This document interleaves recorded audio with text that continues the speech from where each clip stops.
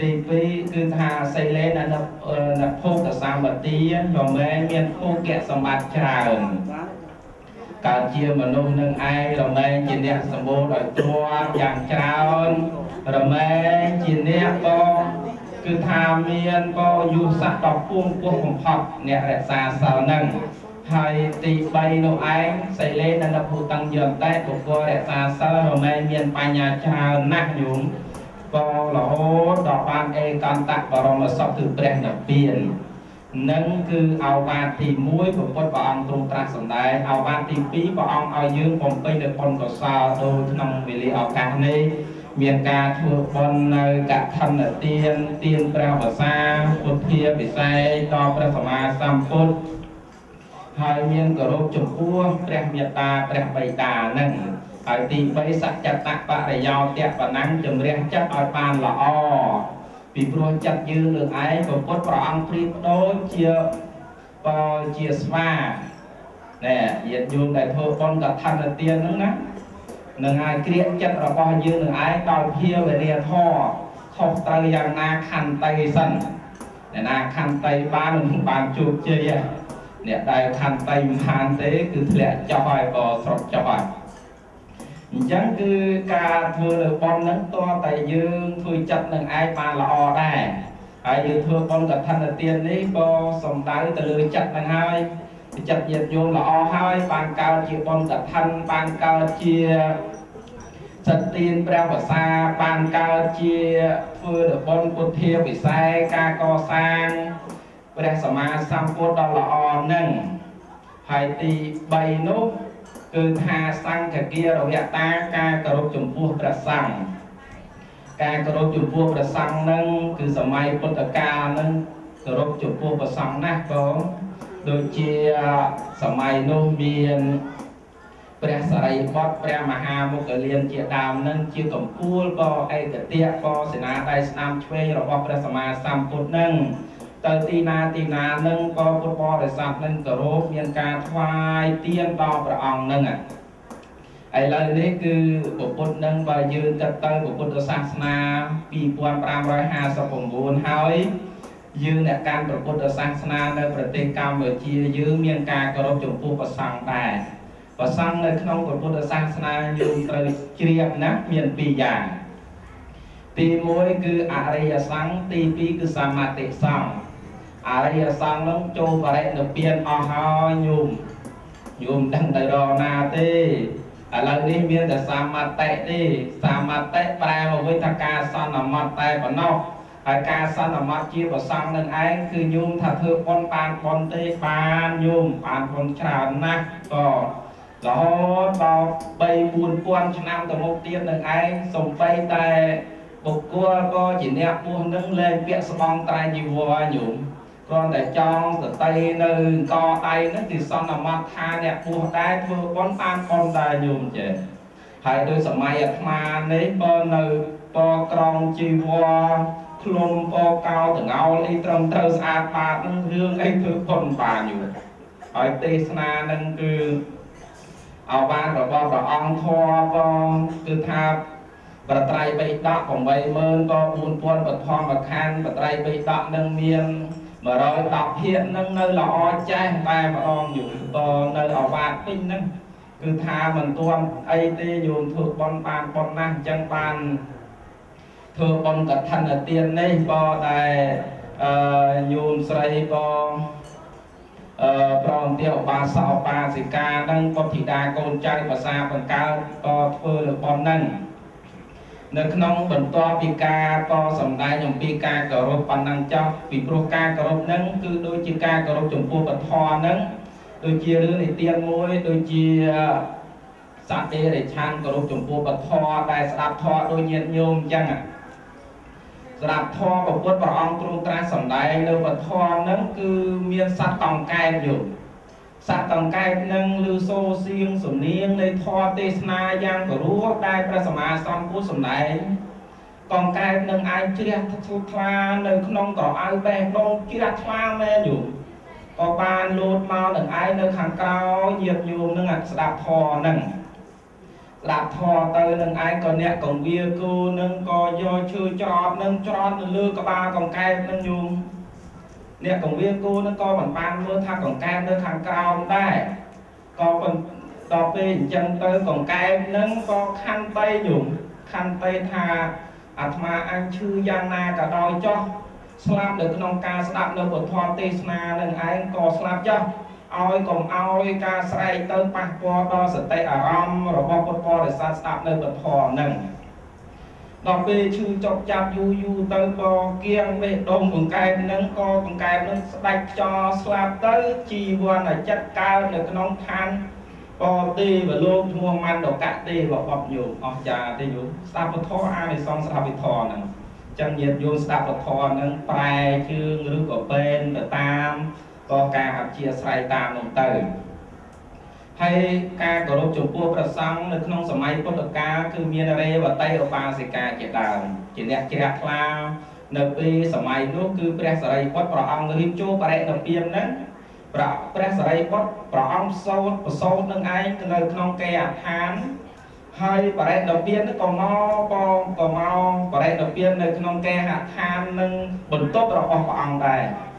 nơi vật tế ảnh đi đại mà từ nâng nơi tiền rồi họ bè sợi bọn nơi thua lấy nó như con cha mình tệ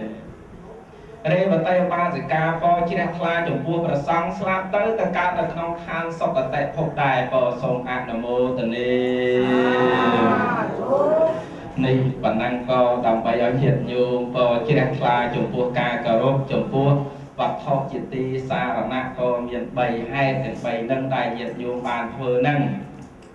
hay phần toàn đời nâng anh cứ dùng sợi bò cứ côn xuân yên pro tiang có thị đa vòng ôn được óc liền nắng sọc xuống mua mà tại kia thưa được con ăn cả thân ở tiên miền sật tiên trao và xa bột thiệp bị say miền ca chiều nơi bò cứ tha xe na sẵn nặng kề tê na giang là ó do tật vai chụp cuộc và sang con được không vuông được nông vua về lúa rát na ram rồi xây cao nơi khai tổng cung chán sọc rồi mà nắng cứ tha cô còn non rồi bo nhô ba sẽ nhô xây cả đôi chia có thị đa con trai và xa bằng cao tầng ó cứ tha miền có bà hai pi già đi môi đừng ai cứ thua con cả thân ở tiền nắng cứ đăng nơi con nô và cà rẽ tì pi cứ sang kha xạ là nặng hèn miền này thà bọc thị đa con trai và xa bằng ca tầng óc nâng đăng nơi con nô và ca rẽ chồng pua ô ba sắc po chồng pua ô ba sắc nâng ô ba sẽ ca đại tây chia pre miệt ta bày ta nâng pre sama sam pun prong tru trăng sầm đai tai thà con nâng ai cứ miền pi cứ miền ô ba ca rẽ con môi nâng chiết thì con môi đùi bò hay ô bà ca là con nâng ai từ ca chỉ châm bay bạch hay là xa bò hoặc thị đa con trai nâng ai cứ miên ca sống krum được xong cả hạt thò tiền lại phàm hòn cứ tha ô ba sắp nâng ô ba sẽ ca nâng hai toàn câu nâng ai là hô đọc con bình vượt tờ nia ca là hô đọc con bạc chậm nát bà hai nâng lô bà bốc đa hỏi bầu chẳng hạn có do tha cả thơ được con cả thân là tiên nó con mà đai bàn thơ đai vậy à lời nâng cứ nọ bong ôn con trai nâng ai có chồng nay được hạ vị ca nâng dạng trà nâng đàm vây thơ chuôn ở lúc ở tốt vì pro lúc ở tốt nè mà ai chỉ nè miền cồn nâng hai tìm đi nó ai chia thì con nâng ai cứ miền ta bày ta nâng ai chỉ nè miền pro mà vì hiện họ buồn miền mê ta cả na mô tì ta nó có tay kha chỉ là nâng bạc phát hoa tầng tua nê tê nhô mình ai có so nhiệt nhô bàn tê to cả miền thoa tầng tua nâng và thoa nào mới có mình có so tầng bàn chẳng hỏi bàn chia một phút bỏ ong sầm nay tham miền ta bày ta nâng ai chia à non được cun mình ai ta hoa quả mai mình trâu tê nhụm cứ tha mình ai to tha ô ba sa ô ba sẽ ca miệt ta bày ta anh từ chuôn phải chạy qua bản này rui côn hay là này rồi có chuôn tiệt qua môi là ngay vì la na môi stom sky chân thân rồi có chuôn phải chạy na dòng chợ chân tay rồi rui côn kia អត់រួយទេញោមពុទ្ធព្រះអង្គទ្រង់ប្រៀបធៀបថាគុណមេត្តាបិតានឹងឯងប្រៀបបីដូចភ្នំព្រះសូមេរុដ៏ធំបំផុតมันអាចថ្លឹងថ្លែងចំពោះគុណមេត្តាបិតាបានទេសំបីតែយើងក៏ប្រៀបធៀបចំពោះមហាសមុទ្រដ៏ធំទូលំទូលាយនឹងតបស្នងសងគុណចំពោះគុណលោកឪពុកអ្នកម្ដាយក៏មិនបានដែរសំបីតែយើងយកស្លាបកាយកមកគោះវារាប់ថាគុណមេត្តាបិតារបស់អញប៉ុណ្ណេះប៉ុណ្ណោះក៏មិនអាចត្រារាប់បានដែរអញ្ចឹងអនន្តគុណនឹងឯងគុណត្រារាប់មិនបានប្រមាណមិនត្រូវចឹងហើយព្រះសម្មាសម្ពុទ្ធព្រះអង្គឲ្យពុទ្ធធីតាកូនចៅទាំងអស់គ្នានឹងឯងគោរពចំពោះព្រះខាងដើមធ្វើអ្វីក៏ដោយញោមត្រូវគិរវៈត្រូវធម្មគិរវៈចរិតគិរវៈចំពោះព្រះមេត្តាបិតានឹងបើកាលណាយើងធ្វើបុណ្យនឹងឯងមិនបានគោរពព្រះរស់យើងនៅខាងដើមទេព្រះពុទ្ធនឹងឯងក៏មិនសរសើរដែរព្រះពុទ្ធនឹងគឺអ្នកប្រាជ្ញនឹងអ្នកប្រាជ្ញនឹងលោកអត់សរសើរទេសរសើរចំពោះកូនណាដែលដឹងគុណចំពោះមេត្តាបិតាកូនដែលដឹងគុណមេត្តាបិតានឹងកូននឹងមិនស្រយុទ្ធទេញោមកូននឹងឯងគឺមានសុភមង្គលសុខដុមរមនាកូននឹងឯងបានសុខរហូតទៅទីណាកន្លែងណាមានញាតិមិត្តគេស្រឡាញ់រាប់អានទេវតាពោធិទុតិយ8ទេវតាគឺទាំង4នឹងឯងមានសកទេវរាជជាដើមនឹងគេថែរក្សាចំពោះកូននឹងណាទោះបីកូននឹងក៏ដើរផ្លូវគោក្តីផ្លូវអាកាសក្តីក៏ហើយផ្លូវទឹកក្តីនឹងគឺថាទេវតាថែរក្សាកូននឹងថែរក្សាកូនដែលមានធម៌កតញ្ញូនឹងតួយ៉ាងដូចជាព្រះសម្មាសម្ពុទ្ធព្រះអង្គធ្លាប់កើតជាសត្វដំរីក៏ព្រះអង្គធ្លាប់កើតជាសត្វដំរីនឹងឯងគឺថាព្រះអង្គជាស្ដេចក៏ស្ដេចដំរីតែម្ដងហើយមានបរិវារនឹងរហូតដល់80000ក៏80000បរិវារនឹងគឺសិតដល់ដំរីដល់ល្អព្រះសម្មាសម្ពុទ្ធព្រះអង្គថែទាំចំពោះព្រះមេត្តាដែលព្រះមេត្តាកំពុងតែមានក៏សេចក្តីទុកគឺថាខ្វាក់ភ្នែកទាំងសងខាងតែម្ដងញោមដល់ពេលអញ្ចឹងទៅព្រះពុទ្ធមិនចង់ឲ្យពួកបរិវារទៀង80000នឹងឯងបបាដោយសារព្រះពុទ្ធពីព្រោះព្រះពុទ្ធនឹងឯងថែទាំចំពោះព្រះមេត្តាយ៉ាងល្អហើយក៏បានឲ្យពួកដំរីផ្សេងដែលជាបរិវារនឹងលែងឲ្យលែងតាមព្រះពុទ្ធលែងតាមដំរីរបស់ព្រះអង្គទៅនៅពេលនោះគឺព្រះពុទ្ធដែលកើតជាដំរីស្ដេចដំរីនឹងក៏នាំព្រះមេត្តានឹងព្រះមេត្តាដំរីនឹងណាដំរីទាំងអស់គ្នាហ្នឹងក៏ទៅជ្រកនៅភ្នំមួយភ្នំហែមពៀនហ្នឹងគឺនៅញោកភ្នំហ្នឹងថ្ងៃមួយនឹងឯងគឺមានព្រាហ្មណ៍ម្នាក់ទៅបាញ់នៅក្នុងព្រៃនឹងឯងចេះតដើរដល់ទៅជ្រៅទៅក៏រកផ្លូវនឹងឯងមិនឃើញដល់រកមិនឃើញទៅយំព្រាហ្មណ៍នឹងយំសោកនឹងឯងក៏ស្ដេចដំរីហ្នឹងក៏ឮសំឡេងរបស់មនុស្សយំស្រែកហ្នឹងហើយក៏ដឹងថាប្រកាសជាអ្នកនឹងវង្វេងផ្លូវហើយអញ្ចឹងព្រះអង្គក៏មានមេត្តាធម៌ក៏នាំព្រាហ្មណ៍នឹងឯងក៏ឲ្យរកផ្លូវក៏ទៅផ្ទះគេហដ្ឋានវិញទៅព្រាហ្មណ៍នឹងឯងក៏ក្រឡេកឃើញក៏ស្ដេចដំរីនឹងយ៉ាងល្អហើយនឹកឃើញថាព្រះរាជានឹងព្រះរាជានឹងក៏ដំរីព្រះរាជានឹងក៏ទុំតែស្លាប់ផងនោះក៏យកតំណែងនឹងយកតួថ្វាយព្រះរាជានឹងក៏សប្បាយរីករាយណាស់ញោមនឹកឃើញថាដំរីខ្លួនឯងស្លាប់ហើយបានដំរីដ៏អស្ចារ្យនឹងយកមកក៏នៅក្នុងបរមរាជវាំងនឹងពិតជាបានសេចក្តីសុខហើយក៏បានបញ្ជាឲ្យមកដំរីក៏ទៅទាក់ដំរីប្រពុទ្ធិស័ព្ទហ្នឹងក៏បានទៅនឹងឯងគឺចេះពិធីមកដំរីគឺចេះពិធីទាក់ដំរីគេចេះធ្វើយុទ្ធសាស្ត្ររបស់ផាន់គេហ្នឹងក៏បានចាប់ដំរីប្រពុទ្ធិស័ព្ទហ្នឹងយកទៅបរមរាជវាំងទៅហើយមេត្តានឹងឯងនៅសោយនៅសេចក្តីទុកនឹងឯងខ្វាក់ភ្នែកទាំងសងខាងដោយខ្វះអាហារភោជនផងនោះមានជារៀងរាល់ថ្ងៃព្រះបរមពុទ្ធិស័ព្ទតែយក រកស្លឹកឈើជាដើមនឹងឯងយកទៅថ្វាយដល់ពេលអញ្ចឹងទៅក៏ព្រះសម្មាសម្ពុទ្ធព្រះបរមពុទ្ធិស័ក្តិព្រះអង្គក៏ជាប់ក៏អន្ទាក់គេនឹងហើយក៏នៅក៏បរមរាជវាំងនឹងក៏នៅក្នុងក៏កន្លែងដ៏ល្អក៏ព្រះបរមក៏គឺថាព្រះរាជានឹងឯងក៏បានយកអាហារដ៏ល្អល្អថ្វាយដល់ស្ដេចដំរីនឹងស្ដេចដំរីនឹងឯងអត់បរិភោគទេញោមសុខចិត្តអត់ក៏ដល់អញ្ចឹងទៅព្រះរាជាក៏បានឆ្ងល់ថាដំរីនឹងហេតុអ្វីបានមិនបរិភោគចំណីដែលព្រះអង្គដាក់ឲ្យនឹងដល់អញ្ចឹងទៅដំរីនឹងអស្ចារ្យញោមចេះនិយាយភាសាមនុស្សនឹងក៏បានប្រាប់ថាបបិទ្ធព្រះរាជាទូលព្រះបង្គំ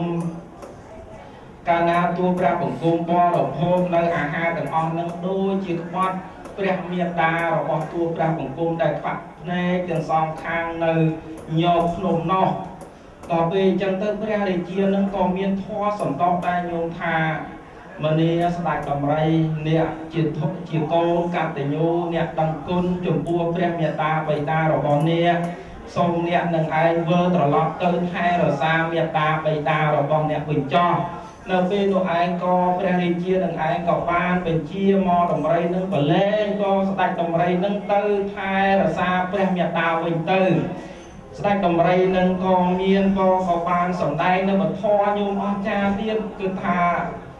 ប្រាពួរថ្វាយដល់ព្រះរាជាបបិទ្ធព្រះរាជាដល់ចម្រើនហើយគឺថាទួព្រះបង្គំនឹងថ្លែងអំណរអរគុណយ៉ាងច្រើនដែលព្រះរាជាបានប្រឡែងទួព្រះបង្គំទៅថែរក្សាព្រះមេត្តាវិញសូមព្រះរាជាសូមឲ្យនៅជាសុខផងព្រមទាំងអគ្គមហេសីបុត្រាបុត្រីសូមព្រះរាជានឹងដឹកនាំប្រទេសនឹងឯងឲ្យមានជាលក្ខណៈបញ្ញវត្តកល្យានឹងបានន័យថាឲ្យមានទុសពិតរាជធម៌ជាអ្នកមានធម៌សន្តោសដល់ប្រជានរាជទាំងអស់នៅពេលនោះព្រះរាជានឹងក៏សាធុអញ្ចឹងទៅក៏គិតពិចារណាថាស្ដេចដំរីនេះជាអ្នកប្រាជ្ញអញ្ចឹងហើយក៏ព្រះសម្មាសម្ពុទ្ធដែលកើតជាដំរីព្រះអង្គទៅចិញ្ចឹមមេត្តាបិតារហូតដល់ព្រះអង្គស្លាប់ទៅក៏ដល់ព្រះអង្គស្លាប់ព្រះមេត្តានឹងក៏ស្លាប់ចឹងទៅក៏ព្រះរាជានឹងមានសទ្ធាជ្រះថ្លាក៏កសាងរូបតំណាក់របស់ព្រះសម្មាសម្ពុទ្ធដែលកើតជាដំរីនឹងអញ្ចឹងហើយបានតាមវត្តនីមួយនឹងយើងមានដំរីមានអីចឹងគេដាក់នឹងឯងដើម្បីស្នងចំពោះព្រះសម្មាសម្ពុទ្ធកើតជាព្រះពោធិសត្វនោះនេះសម្រាប់អ្នកដែលមានធម៌កតញ្ញូនឹងស្លាប់ទៅកើតនៅក្នុងឋានសុគតិភពញោមអញ្ចឹងអ្នកមានធម៌កតញ្ញូនឹងឯងគឺអត់ស្លាប់ទេញោមឃើញតែទោះបីតែជាប់ទុកឃុំឃាំងយ៉ាងណាក៏ដោយចោះក៏ប៉ុន្តែមានធម៌កតញ្ញូនឹងឯងគឺថារួចរំដោះពរចាក់នៅសេចក្តីទុកវិញហ្នឹងហើយមួយទៀតនោះឯងបុគ្គលដែលកូនអកតញ្ញូវិញកូនអកតញ្ញូនឹងដូចជាមិត្តវិនកកៈជាដើមនឹងឯងផងមិត្តវិនកកៈនឹងគឺថាជាអ្នកក៏ជាអ្នកកូនសែថៃក៏ជាអ្នកសម្បូរទៅដោយទ្រព្យសម្បត្តិ8កោដទេញោមទ្រព្យសម្បត្តិនឹងឯងច្រើនណាស់ក៏ប៉ុន្តែនៅថ្ងៃមួយនឹងឯងកូននឹងឯងចង់ដើររកស៊ីនៅតាមដើររកស៊ីទៅតាមសំពៅហ្នឹងព្រះមេត្តាហ្នឹងគឺថាមេត្តាបិតាក៏បានស្លាប់ទៅហ្នឹងនៅតែមេត្តាមួយទេហើយមានតែកូនតែមួយនឹងឯងមានមិត្តវិនកកៈហ្នឹងសូមមេត្តានឹងម៉ាក់ម៉ែឲ្យកូនសូមទៅរកស៊ីបងនៅតាមរកស៊ីជាមួយគេនឹងឯងមេត្តានឹងគឺហាមខត់កូនតែកូនហើយកូនទៅរកស៊ីអីទៅតាមផ្លូវទឹកនឹងគឺថាមិនដឹងថាសេចក្តីទុកយ៉ាងណាទេគឺថាម្ដាយនឹងមានកូនតែមួយហ្នឹងហើយទ្រព្យសម្បត្តិនឹងឯង8កោកូនគឺថាកូនចាយមកជីវិតមិនអស់ផងកូនចឹងកូនទៅរកអីទៀតកូននឹងឯងក៏អត់ស្ដាប់ម្ដាយនឹងទេបងចាប់បដាមឲ្យលាស់ដៃពីម្ដាយហ្នឹងណាម្ដាយបាត់ជើងនឹងហោកូនតែកូននឹងឯងអត់ទេបងឲ្យលាស់ដៃខ្វាច់ទៅហ្នឹងក៏ម្ដាយនឹងឯងដួលបងដល់ដួលចឹងទៅគឺថា mình vân tổ cả mình tất cả năng ái co luôn tùm lo mà đai năng tiếp vào từ co từ chừng mùi kia nhạc sầm pơ năng ai còn từ nó vẽ cả đa sầm pơ nó kiêng vào sầm pơ nó kiêng nó vẽ cả đa sầm mọt năngต่อไปจังទៅក៏ម្ចាស់សំពើប្រធានសំពើហ្នឹងក៏គេធ្វើស្លាគេដឹងថាមនុស្សនៅក្នុងសំពើហ្នឹងប្រកាសជាមានមនុស្សដែលល្មើគុណចំពោះមេត្តាបៃតាហើយមើលទៅសំពើគេនឹងឯងគេទៅគេរកស៊ីសក់មួយដងមិនដែលមានរឿងរ៉ាវអញ្ចឹងសោះតែនៅក្នុងពេលនេះមិនក៏មានការគៀងនៅសំពើហ្នឹងដល់ពេលអញ្ចឹងគេចាប់ផ្ដើមគេរៀបចំស្លាកក៏ស្លាកចាប់នឹងចាប់ទាំងអស់គ្នានឹងឯងគេសេបស្លាកនឹងវាស្លាកមនុស្សល្អអ្នកណាចាប់បានល្អអ្នកណាអាក្រក់អញ្ចឹងទៅចាប់ចំអាក្រក់នឹងទៅដល់មន្តកៈនឹងឯងគឺថាមិត្តវិន្តកៈនឹងក៏ចាប់ស្លាកទី1នឹងចំកន្លែងអាក្រក់ញោមលើកទី2ទៀតចាប់ចំកន្លែងអាក្រក់ទៀតលើកទី3ចាប់ចំកន្លែងអាក្រក់ទៀតដល់ពេលចាប់អាក្រក់ទាំងអស់អញ្ចឹងទៅអស់វរៈ3ដងផងហ្នឹងក៏អ្នកម្ចាស់សំពើនឹងឯងក៏បានរកពូមួយក៏ឲ្យមិត្តវិន្តកៈនឹងឯងក៏បោះចោលនៅមហាសមុទ្រនឹងតែម្ដងដល់ពេលអញ្ចឹងទៅក៏មិត្តវិន្តកៈនឹងឯងគេបោះចូលនៅមហាសមុទ្រនឹងទៅក៏មិនដែលតែខ្សែទៅកន្លែងក៏ទៅកន្លែងនគរមានទ្វារ4ហ្នឹងគឺមានទ្វារ4ហ្នឹងលើកោះហ្នឹង